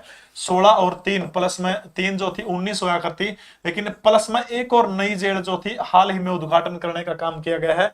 तो हरियाणा प्रदेश के अंदर जेलों की संख्या कितनी है?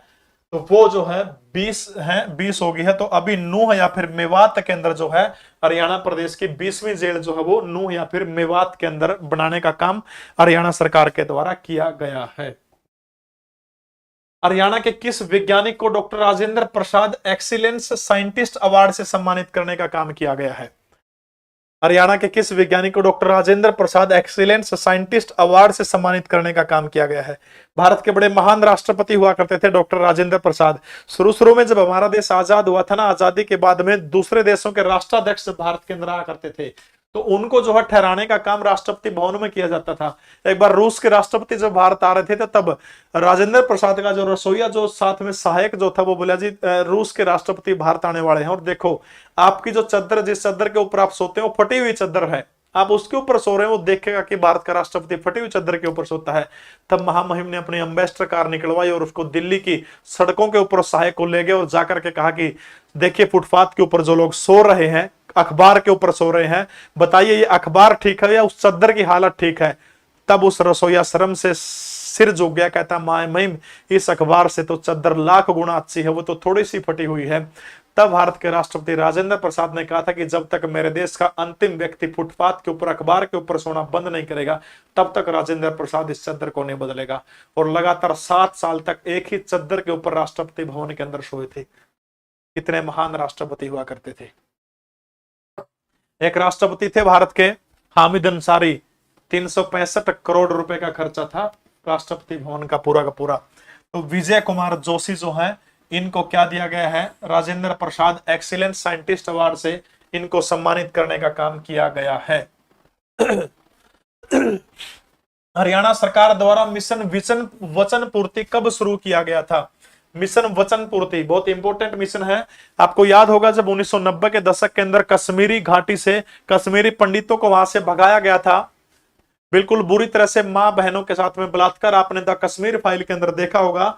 उस घटना के बाद कश्मीरी पंडितों के पास कोई रास्ता नहीं था, वो हरियाणा प्रदेश के अंदर भी आए, देश के कोने कोने के अंदर भी आए थे वो। और वो जगह थी हरियाणा का एक जगह है बहादुरगढ़, ठीक है। रोहतक जो है, रोहतक आपसे आगे निकला तो बहादुरगढ़ जो है झज्जर जिले के अंदर हुआ है। बहादुरगढ़ का बम सुना होगा। पूरा एक कॉलोनी कटी थी 1991 से 1993 तक। क्या किया था, कश्मीरी पंडितों ने जमीन ली थी, और लेकिन अब यह कश्मीर फाइल आ गई तो जो पूरा डीलर थे, प्रॉपर्टी डीलर, जिम गए उस जमीन ने सारे की सारी ने, मतलब रजिस्ट्री नाम को कराई। इतने साल हो गए बेचारे, उड़ते सब कुछ लूट पिट के आए थे, फिर उरे भी लूट पिट गए। 30 साल हो गए, जमीन ने को नहीं मिली। अब यह कश्मीर फाइल फिल्म उठी है, और फिल्म उठने के बाद में सरकार ने संज्ञान लिया है और एक वचन पूर्ति, एक मिशन चलाया हरियाणा सरकार ने, मिशन वचन पूर्ति। और वो जो है 6 अप्रैल 2022 को जो है मिशन वचन पूर्ति जो है 6 अप्रैल 2022 को, बिल्कुल गेटवे ऑफ हरियाणा बहादुरगढ़। बिल्कुल सही कह रहे हो आप मिस फलक देवी। छोरी ने एक दिन नोंदा दिया था जी, बहादुरगढ़ आओ जरूर, मारे घर चाह पे आऊंगी। आज तक इस छोरी का नोंदा उदार में है। ठीक है, तो नो पूछ लेने भाई, जरूरी कोई 6 अप्रैल 2022 से पूछा है, केवरा नो पूछ ले कि भाई मिशन वचन पूर्ति का संबंध किससे है, तो बहादुरगढ़ में कश्मीरी पंडितों ने जो जमीन ली थी उससे संबंधित है वचन पूर्ति। घुमा के पूछ ले तो भी घबराने की, डरने की, टेंशन लेने की आवश्यकता नहीं है। हरियाणा साहित्य अकादमी के द्वारा पंडित लक्ष्मीचंद सम्मान 2021 किसको दिया गया था, बताइए शाबाश। हरियाणा साहित्य अकादमी के द्वारा पंडित लक्ष्मीचंद सम्मान जो है 2021 के अंदर किसको दिया गया था, ये चीज पूछ रखी है, बताओ शाबाश फटाफट। पंडित लक्ष्मीचंद सम्मान 2-4 पुरस्कार है, उनके बारे में बता देता हूं। एक पुरस्कार है विशेष साहित्य साधना सम्मान, हरियाणा प्रदेश के एक व्यक्ति को मिला है विशेष साहित्य साधना सम्मान। पूरी वीडियो देख लियो मेरी, बना रखी मैंने करंट अफेयर किसके ऊपर, विशेष साहित्य साधना सम्मान, विशेष साहित्य साधना सम्मान ये मिला है जय भगवान गोयल को। जय भगवान गोयल को मिला है ये पुरस्कार, विशेष साहित्य साधना पुरस्कार। इनामी राशि 5 लाख रुपए। विशेष साहित्य साधना पुरस्कार किसको दिया गया है, जय भगवान गोयल को। सी उत्तर गलत है भाई आपका, ठीक है। तो विशेष साहित्य साधना सम्मान जय भगवान गोयल को दिया गया है। पद्मश्री है, हरियाणा के कुरुक्षेत्र जिले से जय भगवान गोयल जो है वो संबंध रखते हैं, ठीक है। इसके बाद में आजीवन साहित्य साधना सम्मान, आजीवन साहित्य साधना सम्मान, आजीवन साहित्य साधना सम्मान लिख लो रहे, बहुत काम आओगे। आजीवन साहित्य साधना सम्मान, आजीवन साहित्य साधना सम्मान, ये विशेष साहित्य था, ये आजीवन है। विशेष में 5 लाख रुपए हैं, और रोहित को यह पुरस्कार मिला है, और रोहित जो है मंडी अटेली से संबंध रखते हैं, और इसमें इनामी राशि कितने रुपए हैं, 7 लाख रुपए इसके अंदर इनामी राशि, ठीक है।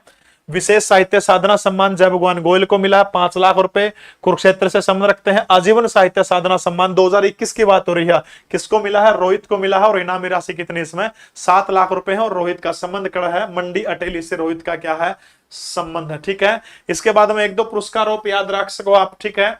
महाकवि सूरदास सम्मान, फटाफट कमेंट करके बताइएगा। महाकवि सूरदास सम्मान, महाकवि सूरदास सम्मान, महाकवि सूरदास सम्मान, महाकवि सूरदास सम्मान बताओ शाबाश। 2021 के अंदर महाकवि सूरदास सम्मान किसको दिया गया था भाई। जीके परवीन उड़ान टेलीग्राम के ऊपर सारे के सारे वो दे दूंगा, बताइए शाबाश। महाकवि सूरदास सम्मान फरीदाबाद के एक व्यक्ति जिसका नाम है हरेराम समीप, हरेराम समीप, हरेराम समीप, फरीदाबाद के हरेराम समीप जो हैं इनको मिला है सूरदास सम्मान। अगला सम्मान है पंडित माधव प्रसाद मिश्र सम्मान, 2021 के हैं भाई, सारे के सारे लेटेस्ट मिले थे।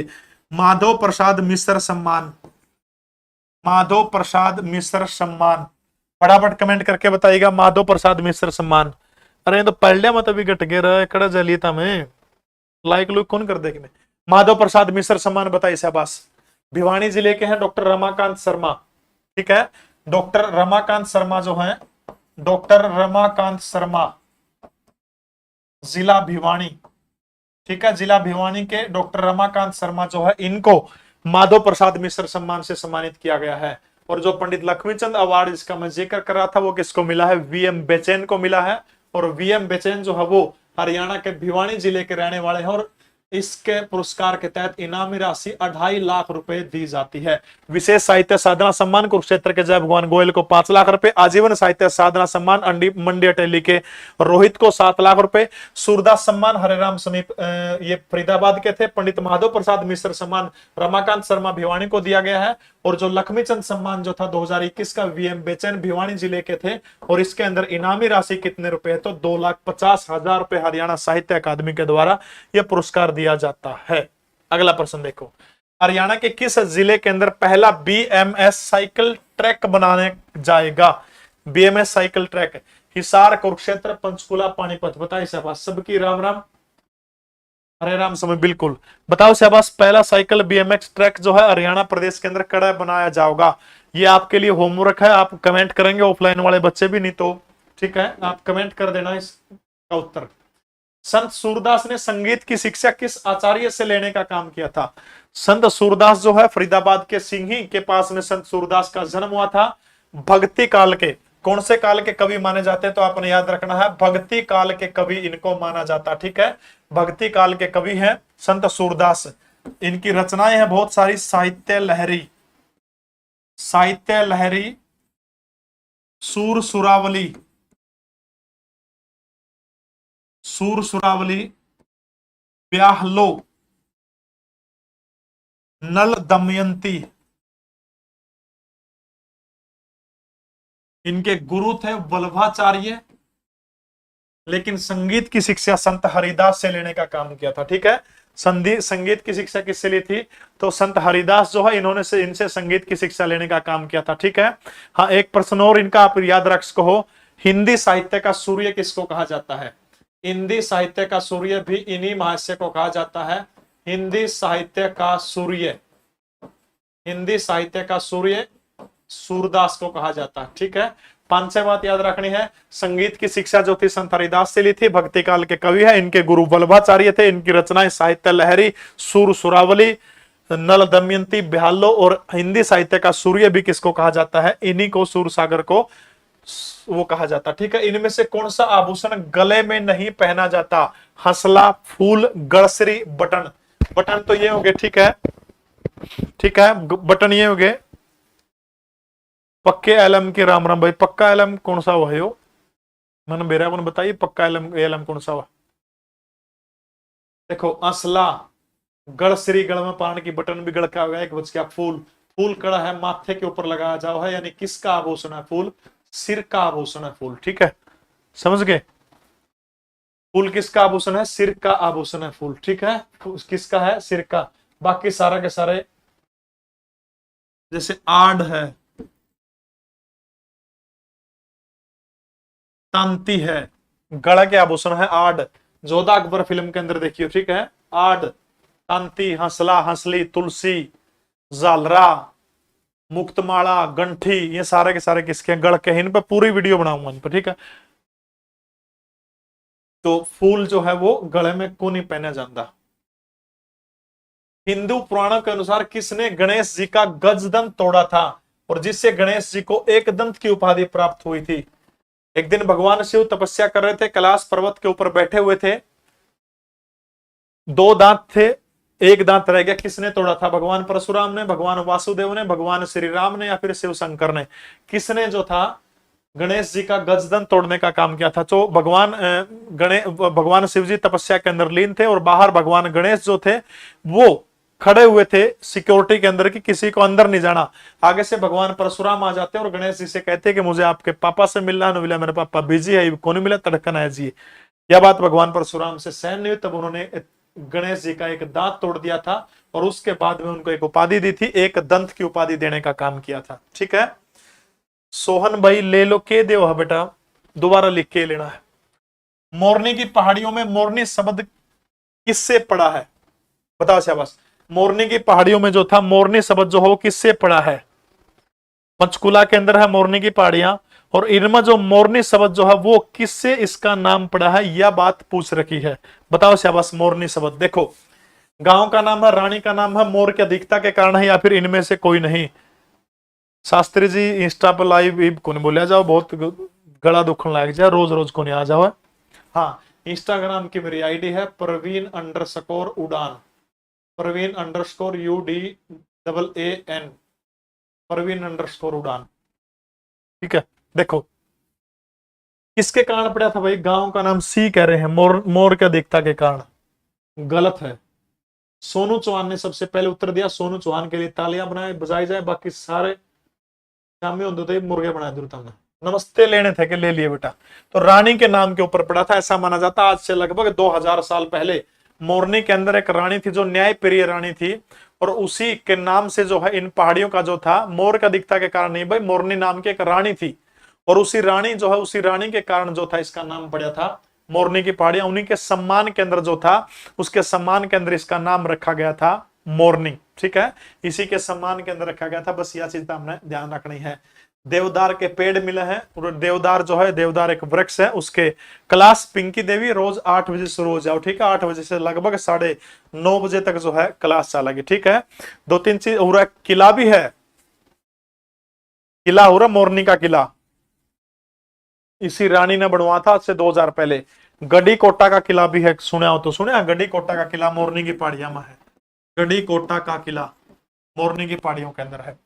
रानी थी भाई, किमें बनाया, तो रानी का कोसा कि मिलाना पड़ा रानी ने। सिक्किम भारत का एक राज्य था, अगर आपको याद हो तो, इब्बी भाई सॉरी, एक राजा हुआ था सिक्किम में, चोंग्याल।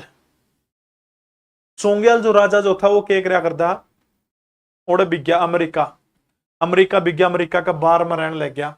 बार में दारू पींदा, एक बार में जो गाना गाया कर, बार बाला उसके गले प्रेम हो गया, एक तरफा प्रेम हो गया, गाना सुना नरे रपिए बगाए दे, उस पर मिलने की कोशिश करने मिली भाई बिगजे, कोई दम को नहीं, मेरा काम गाना है, कोई फायदा को नहीं, मान्या को नहीं भाई, जमाउड़े रह गया, रोज पीछे उड़ाओ जमाओ करे के करया। आखिरी में उनका घर के बुला लिए, पंचायत होगी, पंचायत में सारे घर के नेट गए भाई, हमें को नहीं गाल दे भारत में से ना त्री रानी बना दे, बोले हम राजा हो मिला को नहीं बना दे रानी।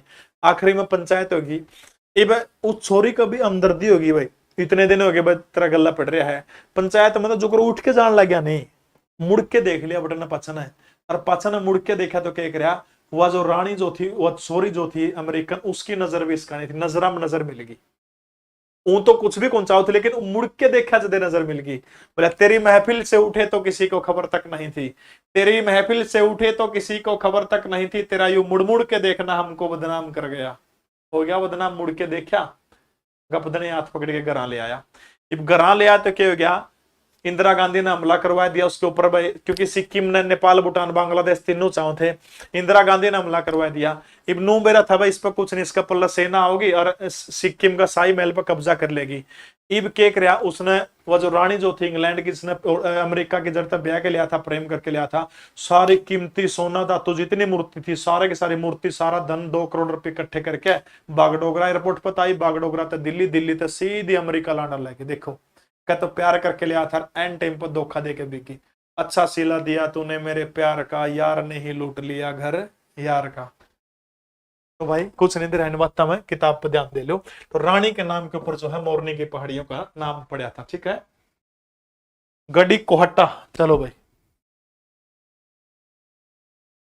वर्तमान समय में हरियाणा के अंदर जो है, लाइक कर दो शाबाश, वर्तमान समय में हरियाणा के अंदर कितने नगर निगम है? 10, 11, 9, 12 नगर निगम पूछ रखे, तो आपने याद रखना नगर निगम के लिए जो एक बार सारे लाइक करोगे ना, 939 हो गए, 1000 हो जाओगे, थोड़ा दिल सा खुश हो जाए, और कि मेडल थोड़ा मिला है 1000 में। अरे हो गया बागड़ी बेटा, गढ़ी कोहटा।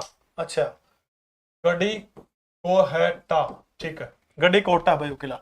तो देखो नगर निगम की बात करें तो हरियाणा प्रदेश में जो है पहला नगर निगम जो था मई 1954, हाँ 11 है, ठीक है, लेकिन 2-4 चीज देख लो।